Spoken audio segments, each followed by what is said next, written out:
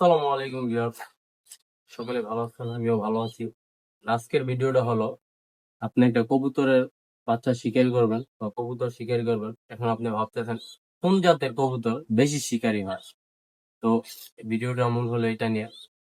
সকল জাতের কবুতর শিকারী হয়, তবে আপনাকে টাইম দিতে হবে এবং সময়ভাবে খাওয়াতে হবে, আদর করতে হবে। তা আপনি কি কি জাতের কবুতরগুলো শিকারি করতে পারেন এবং পোষ মানাতে পারেন, সেটা কোনো জাতের কবুতর বেশি শিকারী হয় না, তবে আপনার সুন্দর যেটা লাগবে সেটাই পোষ মানাতে পারেন। সেটার ভিতরে হলো আপনার, যেমন আপনি চুইনা কবুতর পালতে পারেন সাদা, কাগজি কবুতর পালতে পারেন সাদা, আপনি সিলভার দম কবুতর পালতে পারেন, আপনি কালদম কবুতর পালতে পারেন, আপনি গররা কবুতর পালতে পারেন, আপনি সিলভার গররা পালতে পারেন, আপনি মশাল দম কবুতর পালতে পারেন। এইগুলো কবুতর গুলো অনেক সুন্দর। আপনি শাটিং কবুতর পালতে পারেন, এগুলো অনেক সুন্দর কবুতর। ফেন্সি জাতীয় কবুতর গুলো পালতে পারেন, এগুলো অনেক সুন্দর। কিন্তু শিকারি করার জন্য আপনার একটা কথা মাথায় রাখতে হবে, পর্যাপ্ত পরিমাণ সময় দিতে হবে এবং টাইম দিতে হবে, আদর করতে হবে।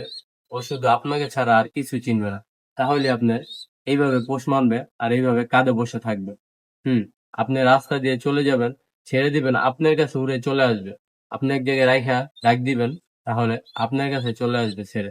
তো কোনো জাতের কবুতর নাই যে বেশিরভাগ ট্যাম হবে, ওইরকম কোনো কবুতর নেই। সব কবুতরই পোষ মানবে, সব কবুতরই ট্যাম হবে, আপনার কাছে উড়ে আসবে। তবে আপনি সুন্দর যেই কবুতরটা হয় ওইটা আপনি পোষ মানাতে পারেন আপনার পছন্দ মতো। তো ভিউয়ার্স, যদি ভিডিওটা ভালো লাগে তাহলে একটি লাইক দিয়ে যাবেন এবং কমেন্টে কিছু বলার থাকলে বলবেন। আর এই কবুতরটা আমি পোষ মানাবো, যদি সম্পূর্ণ ভিডিও দেখতে চান আশা করি, তাহলে আমার ইউটিউব চ্যানেলটা একটি সাবস্ক্রাইব করে রাখবেন এবং বেল আইকনটি অন করে রাখবেন। ওকে আমি কিভাবে বড় করি এবং টেম করি, সম্পূর্ণ ভিডিও আমার এই ইউটিউব চ্যানেলে দেওয়া থাকবে। আপনার আজকের ভিডিও এখানেই শেষ করলাম। আল্লাহ হাফেজ। সবাই চ্যানেলটা একটি সাবস্ক্রাইব করে দিবেন ভাই ও বোনেরা।